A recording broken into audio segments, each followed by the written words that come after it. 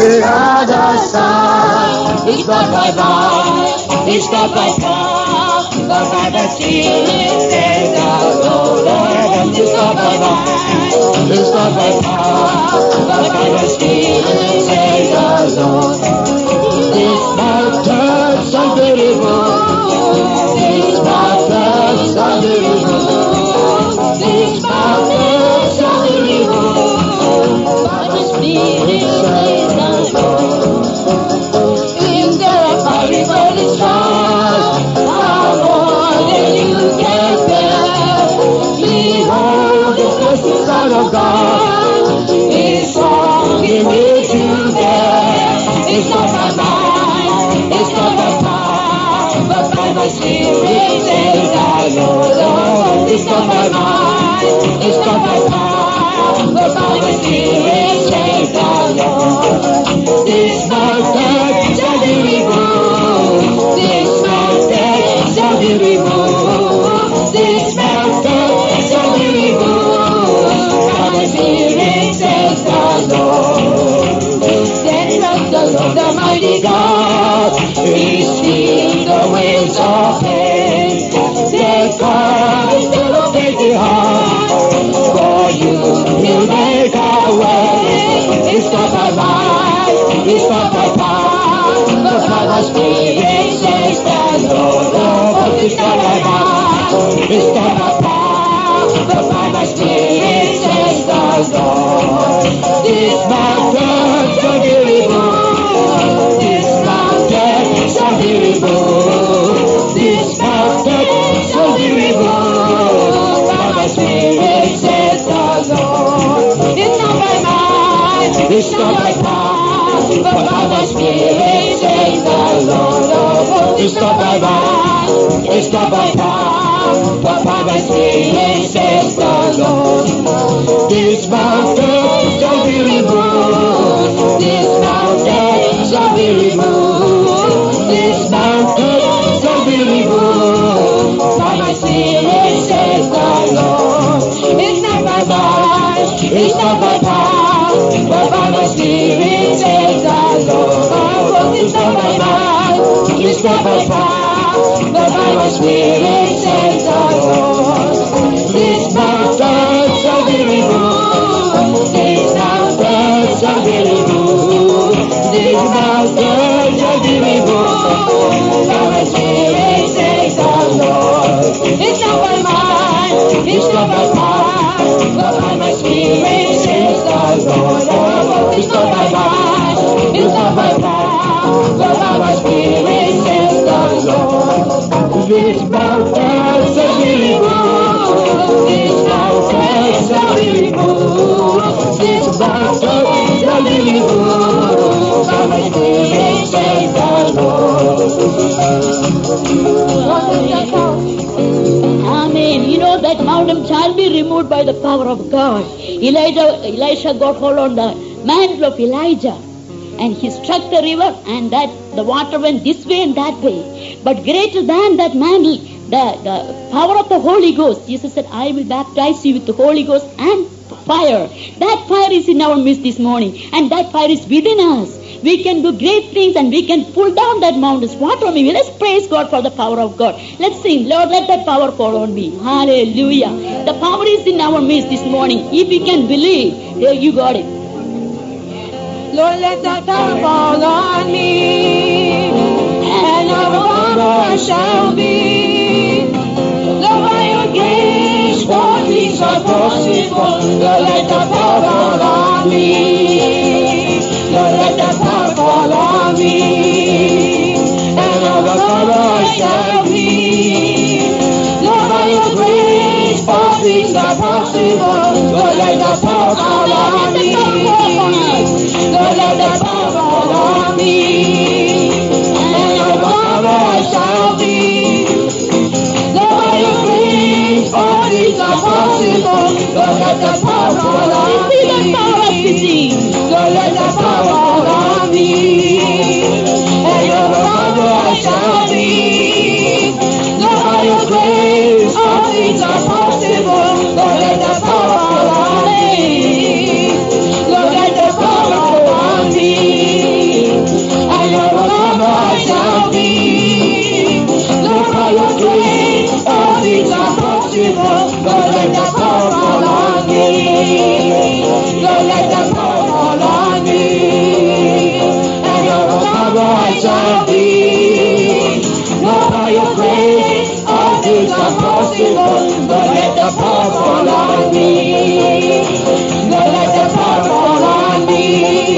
and overcomer I shall be. Just by your grace, all things are possible. Lord, let the power fall on me. Lord, let the power fall on me. And overcomer I shall be.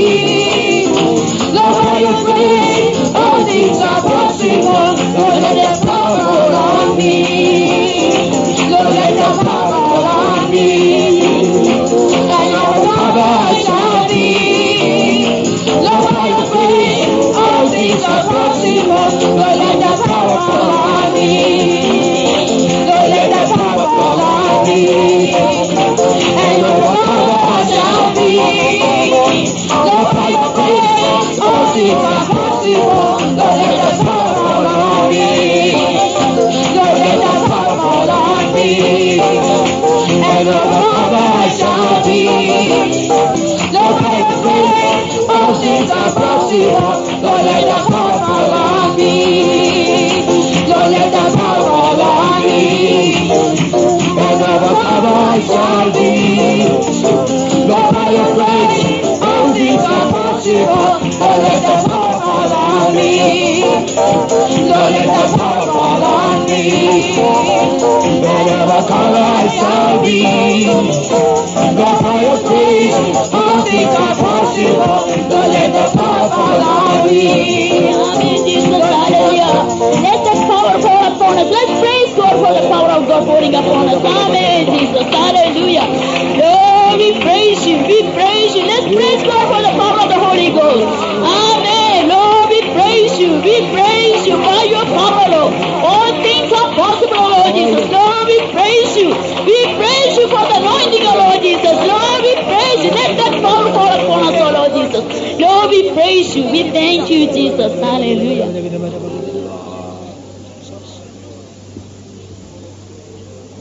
Loving and gracious Father, oh, in your presence indeed there is fullness of joy, and in your right hand there are pleasures evermore. Dear Lord, help us all our life. We may live in the holy presence of God. Oh God, as Moses was Lord in the mountain of God, not simply 40 days and 40 nights, but help us to be in the mountain of God all the days of our lives, oh God, living in the holy presence of God. We pray for all the dear ones, those who have come tonight, oh God. All our whole being be filled with thy glory, we pray, Lord. You are coming very soon, Lord. Those who are filled with the glory will be taken to glory. Thank you for that glorious day. Speak to our hearts from the throne above. In Jesus' name. Please be seated.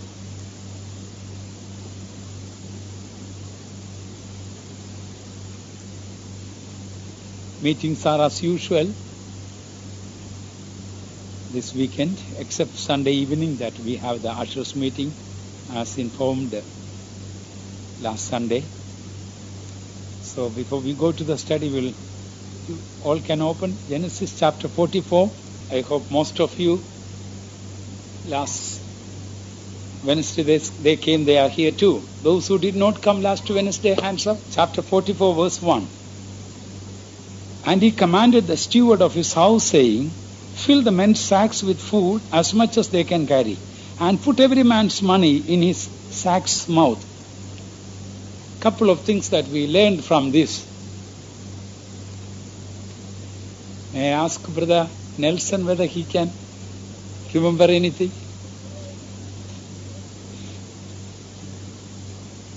Then Brother Sam, Jesse's husband Sam. You can sit down and tell me. That's right. Joseph's brothers came only to visit Joseph, and they were going to go away. So they have been given so much of blessing, and they were given so much of corn and sack full of corn, and returned the money, and they had a sumptuous meal. A banquet was prepared for the brethren, and they went away. If those people who came just to visit Joseph's house were so much blessed, how much more will be blessed those who live in Joseph's house of God, live in the presence of God. Anything else anybody can remember? Just little more, something more. Brother Joseph Scaria? No, please be seated. Please, this is very casual, not anything. Oh, please. Make a pardon? Yes. Yes. We also taught that, in the New Testament ministry, we read that apostles were chosen to be with him. So, there are some people God is selecting to be with him. What for? To enjoy all these great blessings. And the second verse is beautiful. And put my cup, the silver cup, in the sack's mouth of the youngest and his corn money. And he did according to the word that Joseph had spoken. Maybe Brother Mark can say one point out of that.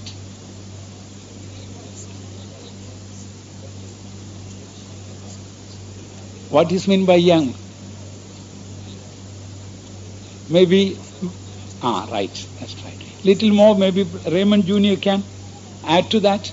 Little more, Brother Anbu can add. Something more, Brother Phil. Yes, there are so many beautiful truths that we can learn. One is that we learned is that silver cup that shows the purity of Jesus. Joseph's silver cup, not somebody else's silver cup.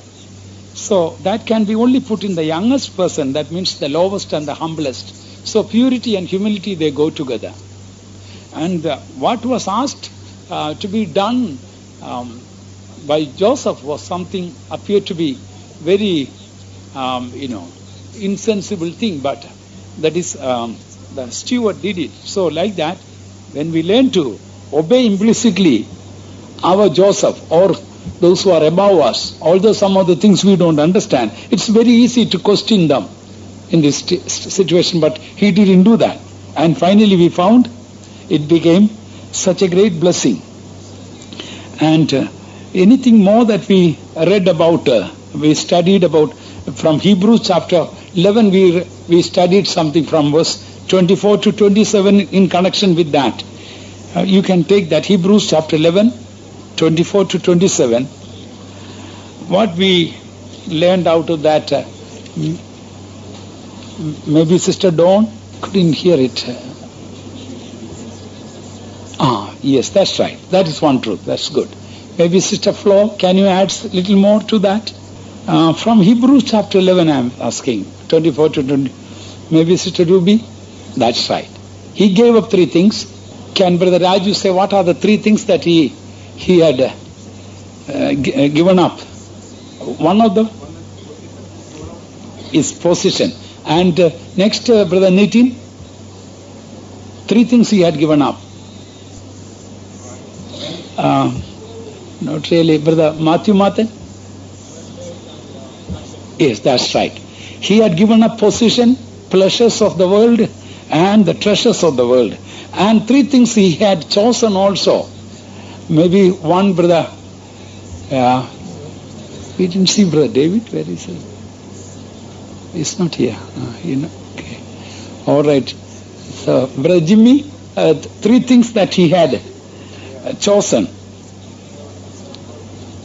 Suffer, affliction, and next, Brother Brian, what did he say? Yes, he accepted reproach. And then one more thing, Shibu. Yes, that's all the three things. Anyway, there are other things too. We will now next go to the next study from same chapter 44. There are a few things that we didn't go through last week, which I believe will be a blessing to us. Chapter 44, verse 3. As soon as the morning was light, the men were sent away, they and their asses. This is what Joseph had done. As soon as the morning was light, the men were sent away, they and their asses. What Jesus also does is the same. Any work that we have to do, our Jesus wants that we may seek him early. As soon as the morning was light, the men were sent away. If they had not set off early, they had a long way to go. Otherwise, the journey may end up in the night. So Joseph did not want the journey may end at night. Therefore early they started. They were asked to start. So we are in a spiritual journey. If our journey should not end up in the spiritual night, in one sense, early we also should seek the face of God. Not only in one sense, in every sense I would say. When we read in the Word of God, very important things happened only early in the morning. Even Jesus, after he was resurrected, the first one to see Jesus was that Mary Magdalene. She early in the morning, she was in the tomb. And we find early in the morning, the body of Christ was risen. The body of Christ also stands for the church. The church to be risen to the spirit, to heavenly places or raptured, when it will be a spiritual morning. That is why I say when morning breaks and shadows flee away. Almost in every place in the Bible that you will find, people, those who got up early morning and sought God, they were blessed. Do you know there is a horrible story, no time to read that, in Judges chapter 19 and chapter 20. What happened was that the son-in-law went to the father-in-law's house and stayed few days, and then the father-in-law, the son-in-law was about to take his wife and go away. Then the father-in-law told, no, don't go this morning. Wait, eat and drink and be merry, and afternoon you can go. Afternoon came, then he was about to get up and go, then told, no, make yourself comfortable here, eat and drink and be merry, stay. And he stayed. And the next morning he got up, again the same thing told, no, don't go away, eat and drink and be merry. And he did that. Then afternoon he got up to go. Then again the father-in-law told the same thing. This time the son-in-law told, he was a Levite, no, I have to go. So it was in the afternoon the journey started. Halfway through it became dark night. They had to stay in some place. And then they went to a place in Benjamin, in that area, Benjamin's tribe's territory. Some of you at least will remember, no time to go through that. And what happened is, wife was terribly molested, and early morning she was dead. And he took his wife, the dead body, on, I think, on the back of the ass or the donkey that he traveled, and he went there. When he went home, he cut his that dead body into 12 pieces with bones and sent out all over Israel, see the terrible thing that they have done against my wife. And in the end, you know how many people got killed? Over 63,000 people got killed. When you go home and when you get time, read 19 and 20 of Judges. Over 63,000 people got killed. And the lesson from that, what God is teaching us, that they started the journey in the afternoon. Spiritually speaking, when you get up in the morning and rush to work without having at least a short time for prayer and meditation of the Word of God, you lost the day. You may say that you have so much to do. That is why if you have so much to do, you have to so much seek the Lord. Particularly that is possible, those who go to work early in the morning, some of them, they miss out. Oh no, I have no time. And get up and then go to work. Then there will be hardly any difference between you and dogs. Dogs also get up and go to work straight away. God forbid, forgive me for illustrating like that. What I mean to say is that although we are early morning, sometimes we have to go to work. Still few minutes we should seek the face of God. I know a brother in Houston. He has to be at work 6, I think. I think 6 o'clock he has to be at work. I hear he gets up at 4 o'clock and by 5 or something his wife also gets up, and they both will have till about 5:30 they have devotion. Then 5:30 he leaves the house after the family prayer. No doubt whenever I go to Houston, I find he was very spiritual brother, very godly and faithful brother. Recently he had been to Mexico, and the brethren testified about how he had been a blessing. So early morning seeking, it is true, there is sacrifice. About the former President Eisenhower, I hear even during the wartime he used to get up, being the president of the country, or even before when he was in the Army Corps or something. Early morning he used to seek the face of God. If there are anybody here, you just get up and wash and go to work. You every day you are losing time. Here we find, as soon as the morning was light, the men were sent away by Joseph, they and their asses, so that they may not, in that our traveling may not be ending up in the spiritual night. The tendency in the modern world is that, particularly young people, they go to bed very late and get up also very late. That should not be the state. We should learn. Word of God says, He wakeneth us morning by morning. What for? Why can't He wake up little afternoon or noon or forenoon? He says, Isaiah chapter 50, verse 4. Maybe Sister Lisa can... you don't have the mic. The Lord God hath given me the tongue of the learned, that I should know how to speak a word in season to him that is weary. He wakeneth morning by morning, He wakeneth mine ear to hear as the learned. I want you to please listen carefully. I'll read it again.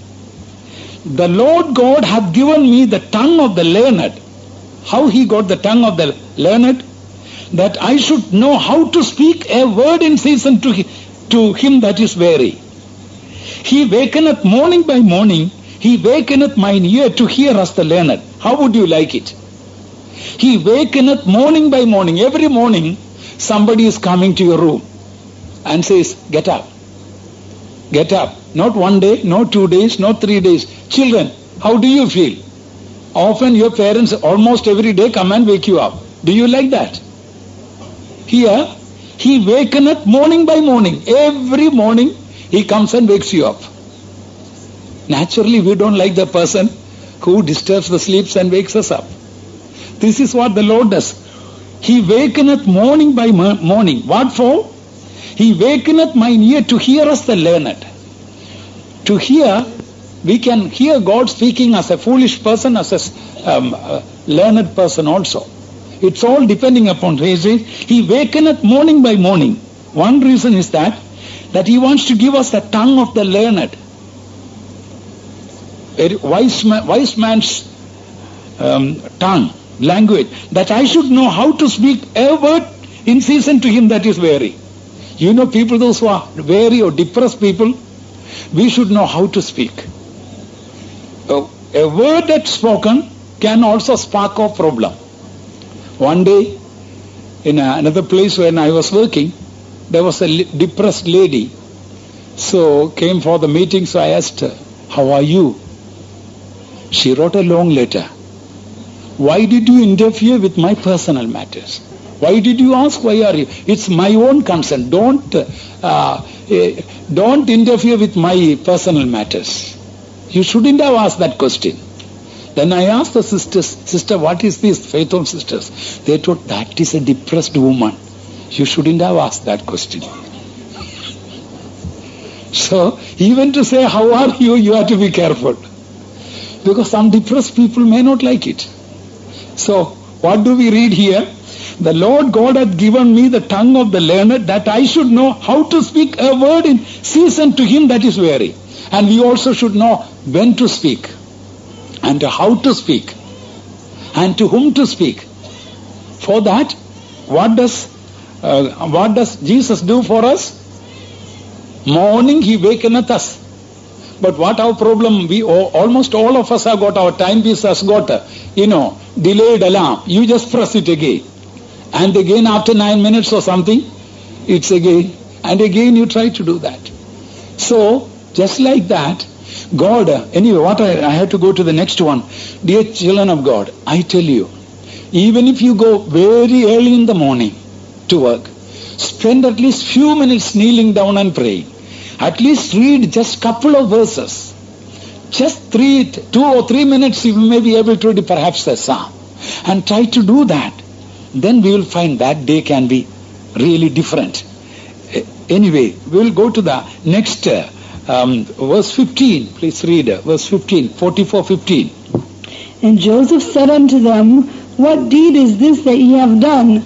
Wot ye not that such a man as I can certainly divine? Praise be to God. Here, again we find Joseph is really rough. Jesus seems to be dealing harshly with us. Now, from this something that we all can learn. If we have to deal with someone harshly in the will of God, it should come from a very loving, unselfish heart. We know later on why Jesus was speaking so harsh. But we human beings, children of God, when we sometimes speak harshly to others because we are upset with them, we are angry with them, and we are selfish. But that shouldn't be the reason. Here we know from the story, Joseph was harsh on them. The reason was that they may really turn to him, repent for their sins, confess their mistakes, and correct their lives. So, if we have to be harsh on somebody or correct someone, or we have to deal with someone very hard, it should come from a loving, unselfish heart. And the purpose should be purely to benefit them, not us. But often, when we scold others and correct others, or we are hard on others, we have our own selfish interest. We want to gain something. But that is not the divine way of dealing. Sometimes you also have to be hard on your children, hard on someone. Maybe a husband has to be hard on wife has to be hard on husband, not in a wrong way I'm telling, but the intention should be, why you didn't give me a cup of coffee today? You didn't care for me today. That is a selfish way of scolding. Most of us, including me, we have been so used to that type of life. But wherever we find about Joseph correcting and be hard on them, nothing with a personal grudge or personal for a selfish interest, all with a pure heart, all to benefit those brethren. So that is what we also should learn. Then please read 16th verse. And Judas said, What shall we say unto my Lord? What shall we speak? Or how shall we clear ourselves? God hath found out the iniquity of thy servants. Behold, we are my Lord's servants, both we and he also with whom the cup is found. This is a very important verse that we all may learn. I have to learn it very much. After such a long time, Joseph had been hard on them and speaking, you are spies and you are come to spy the land. I cannot believe what you say, that you say your younger brother there and your father is there. I want to prove it. I cannot believe it. And I'm going to put one of your brothers to be put in the prison, and you go from here and first he arrested everybody and put in the prison. He had done so much. You know what for? This one confession to come out of them, what we read here. This is what you and I also have to learn. What did finally they say? How shall we clear ourselves? And Judas said, What shall we say unto my Lord? What shall we speak? Or how shall we clear ourselves? Earlier, all what they were trying, they want to clear ourselves. We are true men. We are good people. Please read 42 verse 11. As long as they had been trying to clear about themselves, Joseph had to be harder and harder on them. We are all one man's sons. We are true men. Thy servants are no spies. This is what they were telling. They were telling, we are true people. We are honest people. Joseph knew, no, you are not honest. You put your brother into the pit and sold him, and you deceived your father. With all that, he says, we are true men. Joseph was waiting for this word to come out of them. How shall we clear ourselves? How can we justify ourselves? All this time, the more they were trying to justify themselves, the harder Joseph was on them. Joseph was really jumping on them. Now they came to a stage, they confess. How shall we clear ourselves? God hath found out the iniquity of thy servants. God hath found out the iniquity of thy servants means all this time they were covering their iniquity. Now God has found it out. Dear children of God, if you find in your life the Lord has been so hard on you, yes, you may appear to be very good, dear brother in Christ and sister in Christ. There are still things to be cleared out of your life. There are still things, maybe grudge in your heart, bitterness in your heart, hardness in your heart, unforgiving spirit in your heart. There must be something more. You know, our Lord does not, as we read earlier in the prophets, our God does not afflict us willingly. He wants to get this confession out of you and me. How shall we clear ourselves? Often we try to justify ourselves. Oh yes, I have not done that. I am this way better. I have been, so good and caring, and we may have a good impression about ourselves. But has the Lord got an impression like that about ourselves? How shall we clear ourselves? Now they stop justifying. And from that time we find things changed. We often try to justify others. Even when others are falsely accusing us and finding fault with us, what Jesus did was, as a lamb before the slaughters, or the people, those who, as a lamb for the slaughter, he kept his mouth shut. Very rarely he opened the mouth. You and I need that grace, particularly when we are falsely accused or perhaps misunderstood. Hastily we want to clear, when others are misunderstanding us. True, there are times Holy Spirit will ask us. But this blessed truth, that how shall we clear ourselves? And the Lord hath found out the iniquity of thy servants. Here they were able to humble themselves.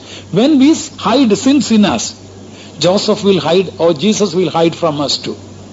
So up to this time, they could not understand who was speaking to them. They could not understand, this is our own blood brother. This is the savior of our life. And this is the one who, the nourisher of our life in the famine time. They could not understand us. Now, in the 16th verse, we find a wonderful change. There is a change that now they stop saying we are true men. Earlier they were saying we are true people. And one is dead and gone. This all they were telling to Joseph. They didn't realize it was to Joseph they are telling that Joseph is dead.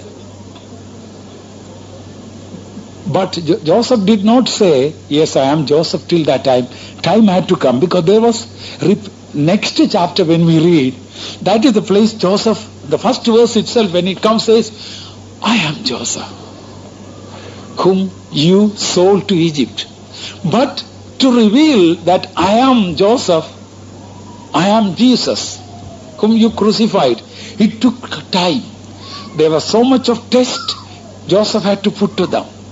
What we learned, dear children of God, if Jesus had to reveal himself to us as the gracious, loving, compassionate God, some of us have got the idea Jesus is like a big dictator sitting in perhaps in a judgment seat, pressing his hand on a machine gun and asking, did you do that? That is the idea some of us may be having. Why? That is the idea more or less these people had about Joseph. Jesus is gracious and compassionate and kind. But they couldn't understand it. And Joseph couldn't reveal it because they were not ready. Their character was not ready.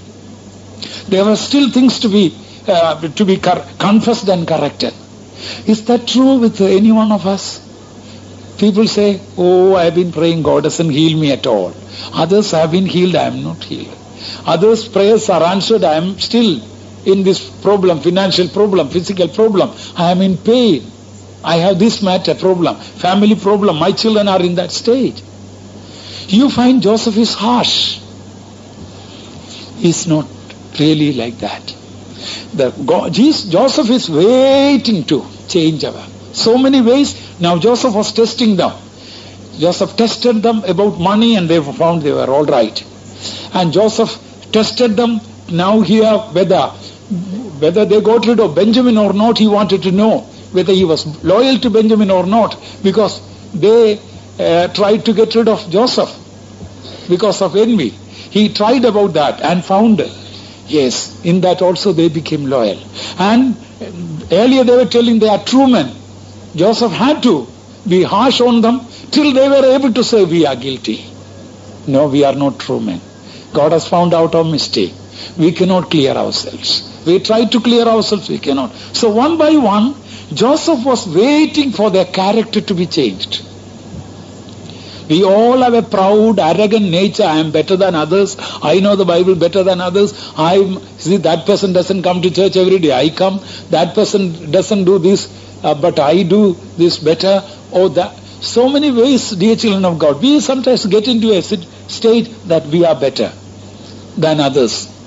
The Lord is not looking to that, dear children of God. Are we becoming like Jesus? Here, in this was a great test. And the youngest brother. And there were few things done, maybe as we carry on, that we can read. We can understand that. Here, after Joseph told that, then please read verse 23 and 24. 23 and 26. And thou saidst unto thy servants, except your youngest brother come down with you, ye shall see my face no more. And we said, we cannot go down. If our youngest brother be with us, then will we go down. For we may not see the man's face, except our youngest brother be with us. Several places this verse is repeated in different ways.